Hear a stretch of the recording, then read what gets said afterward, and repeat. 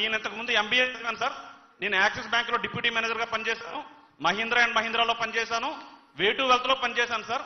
తర్వాత నేను జాబ్ మాని కన్స్ట్రక్షన్ ఫీల్డ్లో ఉన్నాను సార్. ఈ జాబ్ అనే ప్యాషన్ మీద నేను వచ్చాను సార్. ప్యాషన్తో ఏంటంటే దేవుడు నాకు ఇచ్చిన వరం. ఈ వరం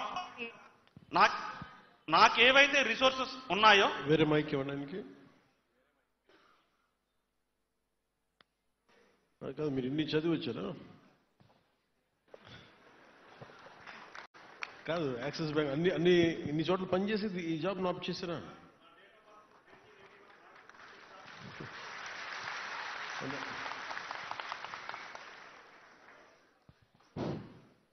నా date of birth 1981 August 15 sir. So ఏంటంటే నేను ఎంబీఏ చదివాను సార్. తర్వాత కార్పొరేట్లో వర్క్ చేశాను సార్. తర్వాత మా ఫాదర్ రిటైర్డ్ తహసీల్దార్ సార్, 15 ఇయర్స్ ఎంఆర్ఓగా పనిచేశారు. మా ఫాదర్ చెప్పేవారు, అరే నువ్వు గవర్నమెంట్ జాబ్కి వెళ్ళు, టీచర్కి వెళ్ళు అంటే, టీచర్ వద్దు డాడీ అని నేను ఏదో యూఎస్కి వెళ్ళిపోవాలి లేకపోతే ఏదో ఆలోచనలు ఉండేవారు సార్. నేను ఆర్సీ రెడ్డి స్టడీ సర్కిల్లో మన కృష్ణతేజ సార్ అప్పుడు ఫ్యాకల్టీగా వర్క్ చేసేవారు సార్. ఇంటర్నేషనల్ బిజినెస్ చదివేవారు. ఆయన మాకు ఇన్స్పిరేషన్ సార్. అప్పుడు 2012 గ్రూప్ 2లో అశోక్ నగర్లో 2012 గ్రూప్ 2లో నేను ప్రిపేర్ అయ్యేటప్పుడు సార్ మా అందరికీ మోటివేషన్, ఇంటర్నేషనల్ బిజినెస్ చదివేవారు.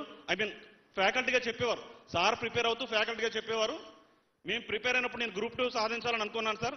ఆ తర్వాత నేను సచివాలయం రిక్రూట్మెంట్ ద్వారా నేను 2019లో జాయిన్ అయ్యాను. ఇదంతా నేను చూసుకున్న తర్వాత, నేను జాయిన్ అయిన తర్వాత అప్పుడు నా ప్యాషన్తో, నా చదువు, నా కమిట్మెంట్, నా డెడికేషన్, నా ఇన్స్పిరేషన్, నా మోటివేషన్ ఇవన్నీ కూడా నేను నా గ్రామ పంచాయతీ మీద చూపిద్దాం అనుకున్నాను సార్. ఏదైతే నాకు ఎమోషన్ ఉందో ఆ గ్రామ పంచాయతీలో నేనంతా కూడా almost 2 kilometres, 1.5 kilometres, 3 kilometres radius ఉంటుంది. ఆ రేడియస్లో నేనంతా కూడా ఊర్లో వెళ్ళి చూసేవాడిని. నేను బైక్ మీదో లేదా కారులోనో లేదా ఎక్కడో బై వాక్ నేను అంతా వెళ్ళేవాడిని.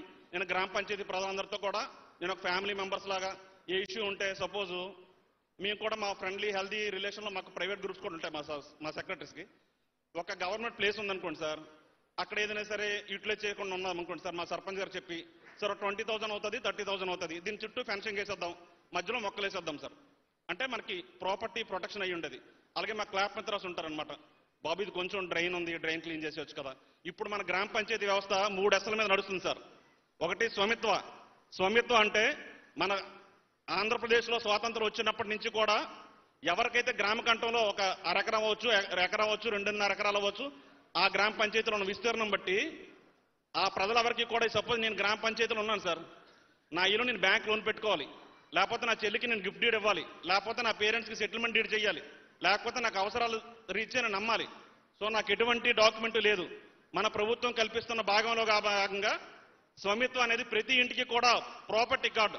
ఆ ప్రాపర్టీ కార్డులో ఓనర్ నేము, సన్ ఆఫ్ అయితే సన్ ఆఫ్, వైఫ్ ఆఫ్ అయితే వైఫ్ ఆఫ్ నేమ్, నీ తూర్పున ఎవరున్నారు, పడమర, ఉత్తర, దక్షిణ, నీ ఆధార్ నెంబర్ ఏంటి, నీ మొబైల్ నెంబర్ ఏంటి. స్వామిత్వ 2 స్వర్ణ పంచాయతీ సార్.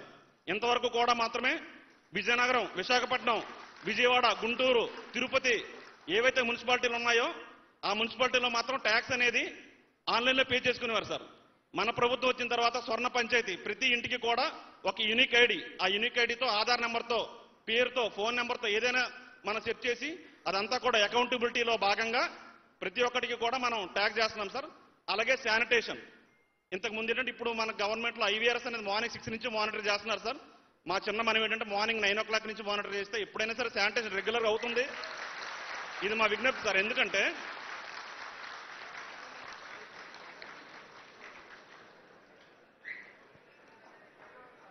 కొంచెం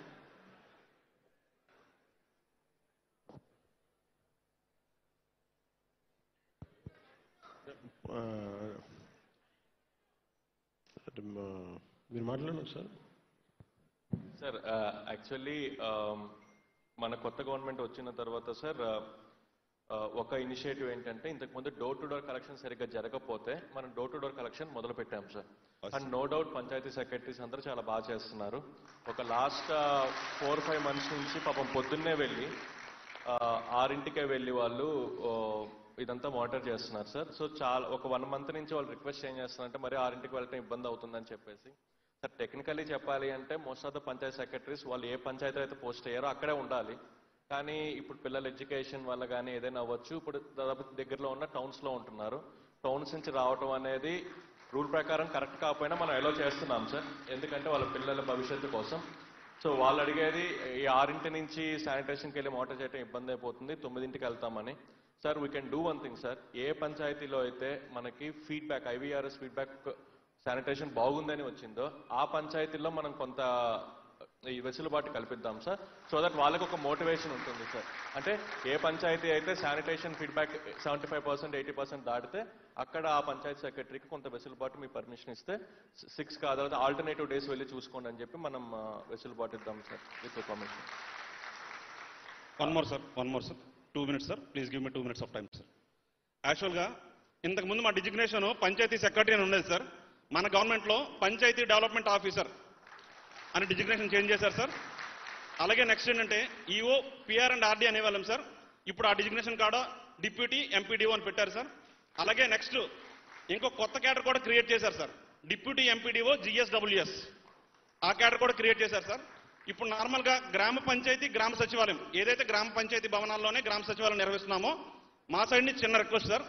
పంచాయతీ సెక్రటరీ అంటే నా job chart, main job chart sir, sanitation, drinking water, electricity, ఈ 3 నా prime responsibility among with protection of గ్రామ panchayat sets and house tax collection sir. కానీ ఇక్కడ లోకల్లో ఏంటంటే ఇష్యూ వస్తుంది, ఆ గ్రామ పంచాయతీ గ్రామ వార్డు సచివాలయంలో GSWS సర్వేస్ అని ఉంటాయి సార్. క్లస్టర్ మ్యాపింగ్ అని, హౌస్ హోల్డ్ సర్వే అని, వాట్సాప్ సర్వే అని, లేకపోతే చైల్డ్ ఆధార్ లింకింగ్ అని కానీ, చైల్డ్ ఆధార్ లింకింగ్ అని ఉంటాయి సార్. ఇవన్నీ కూడా మన సచివాలయం స్టాఫ్ ఉంటారు కదా sir, engineering assistant, welfare assistant, surveyor, అలాగే VRO, నెక్స్ట్ వీళ్ళందరూ కూడా మా వర్క్ చేస్తూ వీళ్ళందరినీ మానిటర్ చేస్తూ తొందరగా ఇవన్నీ మానిటర్ చేస్తున్నాం సార్. సార్ నెక్స్ట్ ఇంకో మాట సార్, మాది విజయనగరం జిల్లా సార్, మీ అందరికీ తెలుసు. మా విజయనగరం జిల్లా నుంచి చిన్న విజ్ఞప్తి సార్. యాక్చువల్గా నేను గ్రేడ్ 5 నుంచి 4 వచ్చాను సార్. ఇప్పుడు తమరు తెచ్చిన రిఫార్మ్స్లో నేను గ్రేడ్ 3 అయ్యాను సార్. సో ఏంటంటే మాకు క్యాడర్ స్ట్రెంత్ అనేది విజయనగరం జిల్లా, శ్రీకాకుళం జిల్లా, అనంతపురం జిల్లాలో గ్రేడ్స్ అనేవి మాకు కొంచెం క్యాడర్ స్ట్రెంత్ పెంచగలరు సార్. ఎందుకంటే మాకు గ్రేడ్స్ 2 అనేవి 1 అనేవి చాలా తక్కువ ఉన్నాయి సార్. అప్పుడు మేము విజయవాడ, గుంటూరు, ఈస్ట్ గోదావరి, కృష్ణా ఈ జిల్లాలతో మా కొలీగ్స్తో కంపేర్ చేసుకుంటే వాళ్ళు మాకన్నా త్వరగా ప్రమోషన్కి ముందు వెళ్తారు సార్. కానీ మాకున్న క్యాడర్ స్ట్రెంత్ కానీ లేదా మాకు పాపులేషన్ కానీ ఇన్కమ్ మా జిల్లాలో తక్కువ ఉండడం వల్ల already we are working on it sir.